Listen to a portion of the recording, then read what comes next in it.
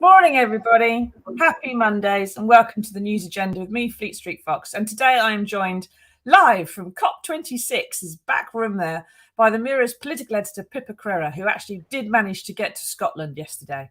Hello, Pippa. Can you hear us? Hopefully she's going to hear us later on. Now, this is the People's Paper Review, so dig into the comments, ask us your questions. We can't answer them all, but we will answer the best ones. And remember, the best comments this year get a news agenda mug. So, what have we got today? Well, the Mirror has splashed on COP26 and the revelation that the past 7 years have been the hottest on record. Today sees the first day of the gathering of world leaders in Glasgow to discuss climate change. It's taking Boris Johnson 3 whole hours just to meet them all and say hello. Now, it comes just after the summit in Rome of G20 countries who are responsible for 80% of the world's CO2 emissions, but which failed to commit to cutting their use of coal. So, Pippa, Prime Minister Johnson is giving a speech at lunchtime about how it's 1 minute to midnight and time's running out, as it says there on the 4-5 spread. He's hosting a meeting with the major polluters in vulnerable countries later on. But the delegations are there for 2 whole weeks. What are they actually going to be doing in that time? I'm hoping you can... Can we hear her? Pippa, hello? Right, we're showcasing... There you go. Have you got me now? We're showcasing British technology here, British technology here to the world, and the Wi-Fi doesn't seem to be working. So I hope that you will manage to stay with me as I talk to you from the press centre at the COP26 summit in Glasgow. Just got the Clyde running past us now. She's coming and going, I think is the answer. There's an awful lot of journalists who've started turning up at 9 a.m. and they all want to get on the Wi-Fi and start working. So we're mostly getting you, Pippa. So what are they going to be doing for the fortnight that all the delegations are there? The first 2 days are about the leaders coming from 190 plus countries, including Joe Biden and... No, I think we're coming and going. Pippa, you might have to log out and log back in again because obviously something that's happening with the Wi-Fi in Glasgow is absolutely falling to pieces. She is there, and it is good to be able to speak to someone who's actually on the ground, as it were, in Glasgow. A lot of the political teams who've been heading up to London after half term have not been able to make it overnight.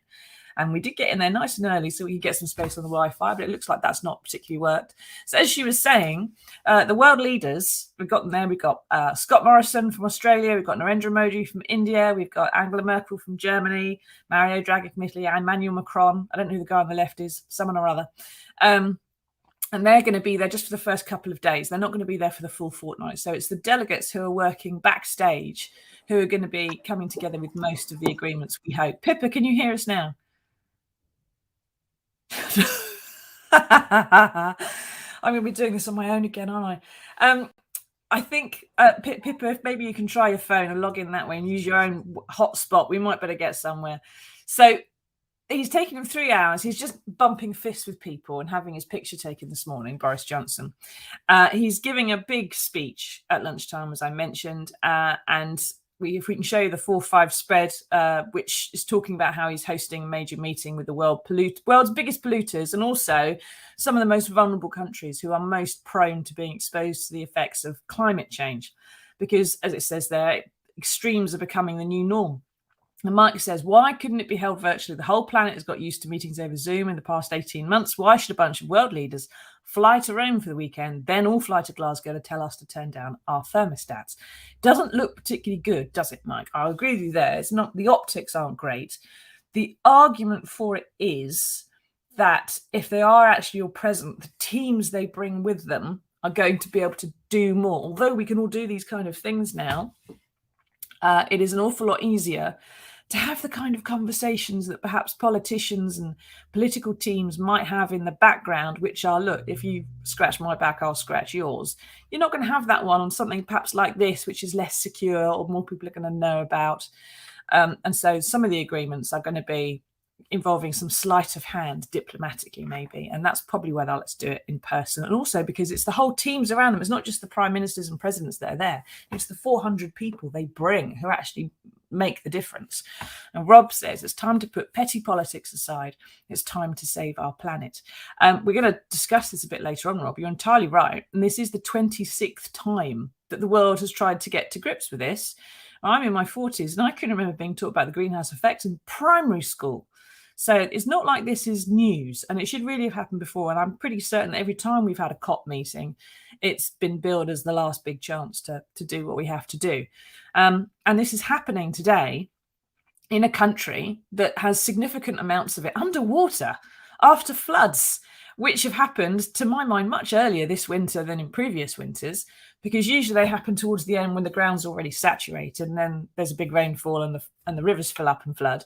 But of course, this summer it rained all summer, didn't it? So that's probably why it's happened so early.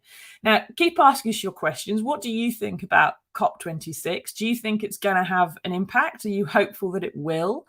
And how much are you prepared to pay for anything that may be changed? How much do you want your lives to change? We all want to just kind of, surveys that were out the weekend sort of showed that although we want things to change and we want the planet to be saved, as Rob was saying there's an awful lot of us, more than half of us, who don't want to pay more than about £1.70 a day in order to achieve that. So here we are. Pippa's back again. Pippa, can you hear us now? I can. I was blaming the summit Wi-Fi, and I'm sorry about that, but I think it actually might be our tech because I seem to be working okay now. But it's the mirror. Hopefully, I'll be able to stay with you. I'm not sure. I'm not sure. Right. I'm not sure what it says about our technological prowess at a global summit if I'm not able even to access you from down the road in Glasgow. But anyway, great to be back. I'm sorry. I've burbled for 10 minutes. It's fine. So, what are they actually going to be doing for these 2 weeks? So the first couple of days, we've got world leaders here. Opening the summit today is Boris Johnson. Prince Charles will be at his side, and Sir David Attenborough will be here also to talk about the severity of the climate crisis that's ahead of us. And for the next 48 hours, world leaders, over 190 of them, will be gathered here to try and thrash out some sort of agreement on how to keep down rises in global temperatures to 1.5 degrees. Obviously, any higher than that, and you start to see really quite terrible devastation when it comes to flooding and wildfires, rising sea levels, which put island nations at risk, all sorts of other environmental doomsday scenarios. And they will be trying to do that by getting everybody to sign up to commitments for net zero. So basically for countries to produce to cut back on carbon emissions dramatically by 2050. And already we've had some of the major world powers, including China, Saudi Arabia, and Russia, suggesting that they're unlikely to do this before 2060. So Boris Johnson's arriving at the summit full of warnings about that very sort of downbeat, gloomy approach about the prospect of actually achieving anything on that 2050 target. But there are also more practical measures that countries can do to get there, and they surround coals, cars, cash, and money. And quickly, coal is basically rowing back on using coal to produce energy domestically. There's already been commitments to limit its use overseas. For example, China made a big announcement a few weeks ago about no longer financing overseas coal-fired power stations, which is a really big deal, but is not prepared to do to reach the peak of its own domestic use of coal until 2030, which is 5 years later than the UK government would like. Cars is obviously the transition to electric vehicles, which we're starting to see, not quite there yet, but countries are starting to spread out electric charging points. And as manufacturers build more vehicles, the price of them will come down and they'll be accessible to more people. And the trees is about deforestation. Obviously, a lot of focus on countries like Brazil, protecting their rainforest, which is not just a sort of a haven for biodiversity, but also manages to take out huge chunks of carbon from our atmosphere. And the last one is finance. And there was this pledge, this sort of landmark pledge to reach 100 billion a year to support developing nations, which are on the front line of the fight against climate change. So poorer countries which had suffered, for example, from wildfires, from drought, and nations which, some of the island nations, Marshall Islands and so on, where rising sea levels could actually wipe out their whole country. But this was supposed to be agreed by now, but they've had to push it back a few years to 2023, much to the frustration of some of those developing nations. So, it's a mixed bag. It's not all. It's about sort of very specific country contributions, as well as it is about them signing up to an international agreement, and that's all due to be to make some headway in the next couple of days. And then the world leaders go home, and it's left to officials, the Sherpas, to try and sort of beat out agreement on some of the detail of this. And you'll basically have thematic days. So one day this week we'll have Rishi Sunak, our Chancellor, up here talking about climate finance, and then later in the week we'll have a nature day where we'll be talking about the risk to various species becoming extinct, and the importance of protecting the coral reefs, which will be devastated by rising global temperatures. And there'll be a whole load of themes, visitors from all around the world.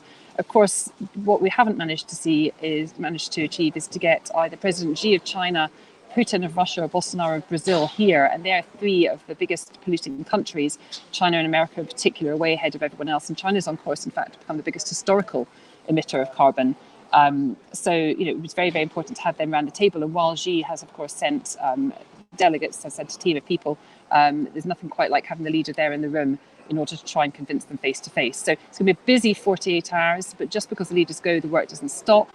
And potentially, if there is any sign of breakthrough, which at the moment the government is suggesting is unlikely, it's, like I say, Boris Johnson was very downbeat about the chances of achieving agreement on that net zero 50-50 and keeping temperature rises down. But potentially you could see a situation where world leaders fly back at the end of the 2-week period, next Friday and Saturday, in order to sign on the dotted line, if there's something that they can all agree on before that point. Well, I really see. I mean, there's already allegations, aren't there, that this is going to be a bit of a greenwash. On the bottom of that spread there is talking about so-called green flights to the event that have been powered by food waste and sewage. And it actually turns out that's been supplemented by 2/3 of it is fossil kerosene. The Foreign Office has just admitted buying new diesel and petrol cars for use in countries around the world that don't have electric charging points and so on. And without Russia and China, like you're saying, there may not be much change. China is planning 43 new coal-fired power stations at home. And I saw over the weekend they'd have to close down 600 of them by 2030 just to keep emissions sort of on the right sort of track. Russia, that's warming almost 3 times faster than everywhere else on the planet, is home to an awful lot of permafrost, which would not only raise sea levels if it melts, but release a lot of viruses from prehistoric times we'd rather not have to deal with as well. So I suppose the question is, when this all ends and Boris Johnson declares victory and he's saved the planet, which obviously he is going to do, what source of victory is he going to be able to declare? What's he going to pin that spin on? It's going to be very tricky because, as you say, each of the countries, if you look at the detail of what they're doing domestically, they're clearly not there yet, and we are amongst them. I mean, just in our budget last week, there was a decision to cut levies on short-haul flights, on domestic flights, to basically reduce the tax on and make those flights cheaper, which is kind of contrary to everything in terms of messaging that the government has been saying here at COP about relying less on air travel. Equally, fuel duty has been frozen for the last 11 years. Now, of course, that's a massive consumer issue and people rely on their cars to get around. But again, if you're really serious about it, is there an argument that the government should be looking at preventative measures, at persuading people out of their cars, investing more in public transport? We're still waiting for the integrated rail plan, which would give us more detail on rail connections potentially across the north of England. We haven't heard on HS2 yet. Surely government should be investing in public transport. So there's a big gap at the moment between the rhetoric and the reality. But I do think you have to start somewhere. And I think getting world leaders together in this way that they have since Paris in 2015 to sort of ratchet up commitments is really realistically the only way of doing it. And you get them to make pledges on the international stage, and then you hold them to account at home. Now, some countries are going to find that easier than others. I mean, we had Scott Morrison of Australia making a pledge for Australia to hit 2050 net zero by hit net zero by 2050, and was praised internationally. But it has been met with absolute disdain by environmentalists and his critics back home, because there is no detail to the plan, and he is recommitted to carrying on using coal in Australia. So there is a big gap between the rhetoric and the reality. But summits like this, I think, can focus minds. It can get us having conversations like these, Susie. It can get us talking about how we can make changes in our everyday lives, whether that is maybe driving less if we're not yet at a point of being able to afford an electric car. Maybe it's eating meat one day less a week, or maybe it's making a decision to take the train to Glasgow if they're working rather than flying. But there are things that everybody can do, and it's not just about sort of the headline agreements reached by government. It's also about what we do in our everyday lives. Exactly. Now, Mike says, how Boris counter accusations? He jets across the country in a private jet and is opening a new coal mine. Doesn't do much for his credibility. He has said he's not in favour of this coal mine, and then it's not up to him, and he's washing his hands of it, as it were. There are some reasons we do need coal: the steel industry, heritage rail lines, and so on like that need coal to operate. But opening a new coal mine doesn't look good. But as you were just saying, Pippa, it's all about what we are prepared to do, really, about this. Now, keep asking us your questions. What do you think COP26 should be agreeing? What do you want them to actually do specifically? And what are you prepared to do? Have you changed your lives already to deal a bit more with climate change? Are you eating meat less often? Are you driving less often? Have you gone electric? Let us get into the comments and let us know what you're doing. Because on the 10/11 spread, we've got a very sad story about 3 people who drowned in floods caused by an unexpected downpour over the weekend, including one man who jumped into the water to save the other 2. Now, this sort of thing is already common. Lots of people are suffering in this country. But a survey at the weekend showed more than half of us don't want to pay more than 50 quid a month towards the cost of any new green measures. That's £1.70 a day, right? We want to carry on in our lives exactly the same, but just have someone else fix it, basically, and not have to pay anything for it, even though we're one of the wealthiest nations in the world. Now, the Prime Minister is going to say today this is no longer up to governments because the people want the change to happen. But if we don't want to pay for it, what can those governments actually do when they're at COP26, Pippa? If they don't make the commitments that we all want them to, is that our fault? Because we're not actually putting our weight behind it, if you like. We're not as determined to fix this as we say we are. Well, leadership is obviously crucial, and I was very struck by Greta Thunberg yesterday, suggesting that some of the domestic policy decisions that have been made here show a sort of a pattern of behaviour. I mean, the one that was mentioned was the domestic flights levy, but demonstrate a pattern of behaviour on governments. It's not just ours. It's Britain in many ways is doing a lot more than a lot of other countries, but that suggesting that climate change is not yet a priority. And, as you rightly say, Susie, you ask people what their top 3 priorities are, and climate change may be one of them. But when it actually comes to making the changes to their own lives that are required, people are more resistant. I guess really, though, it's a long-term commitment, isn't it? And I don't know about you, but I think back to my life 5 years ago or 10 years ago and think about the changes that we've made. We red meat maybe once a week, if that. That's a conscious decision. We recently got rid of an old diesel car that we'd had for a very long time. that was a conscious decision.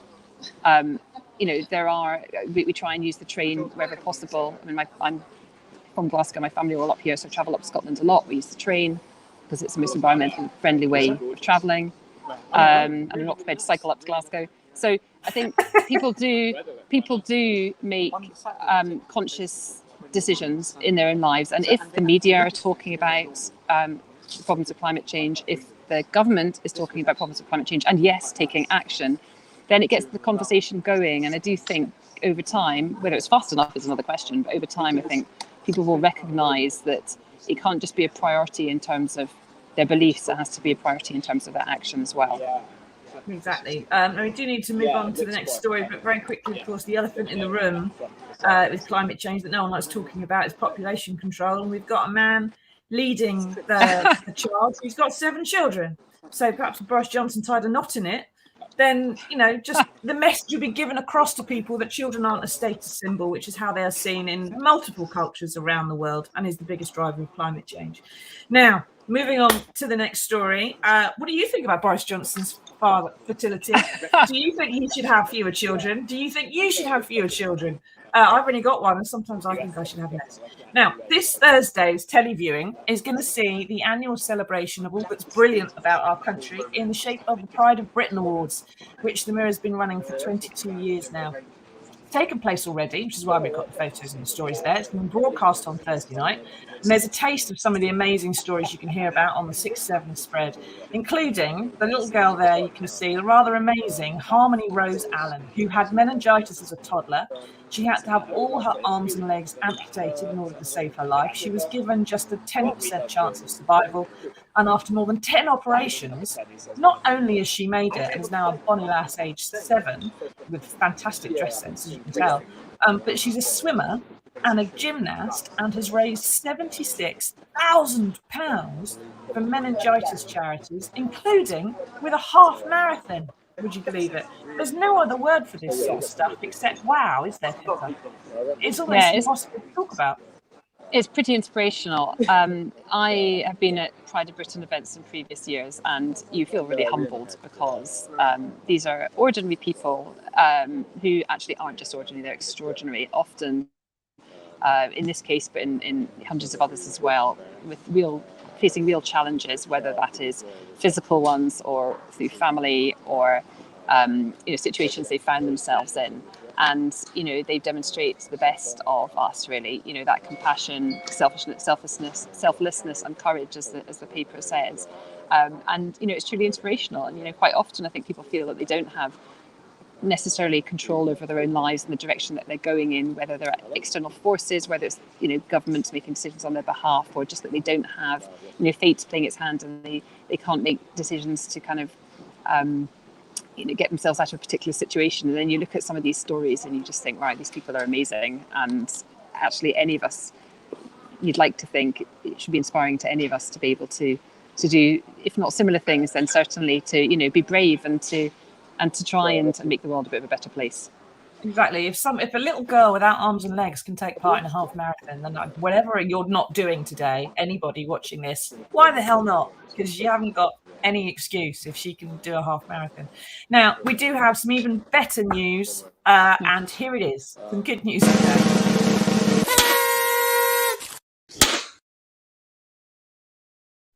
I should say, by the way, keep asking us your questions about COP26. We're going to round up at the end. So let us know what you think about climate change and what you can do about it. But first off, I'm afraid this is almost bad news. All right.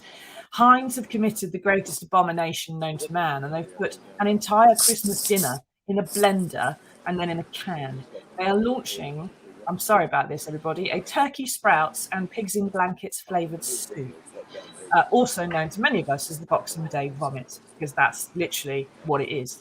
But the good news is there's only going to be 500 cans of this stuff. We're not going to be exposed to it. We have a greater chance of being hit by lightning than having to eat this, which is fabulous. So I suppose, Pippa, this means it's either going to Britain's worst lunatics, which is fine, or to collectors who'll never actually eat it, which is a relief all round. But is it a sign that Britain's lost its appetite and kept its marbles somehow? No, I think this is one of those things that people buy as a joke, maybe a stocking filler, and then you leave it at your back of your cupboard and find 10 years later. Certainly, if anyone gave it to me, that's where it would end up. I mean, I'm not actually a massive fan of turkey at the best of times, let alone with it all crammed in a can. But I suppose you could make a joke about supply chains and the fact that we're because of all our issues with shortage of lorry drivers and difficulties in importing food, we could end up in a position, and shortage in poultry workers, we could end up in a position where Heinz might have to make more than 500 cans of this stuff so we could have a Christmas dinner, because we're not going to be able to get a traditional one anywhere. I can't see there being a rush on the things somehow. Maybe it's possible, who knows. But I don't want one myself, frankly. Tin sprouts are just even worse than the overboiled sort. Now, Better for Britain says it's only one coal mine that we're supposedly opening in the UK. How many are operating in the EU? Well, there's more countries in the EU, so they've probably got more coal mines.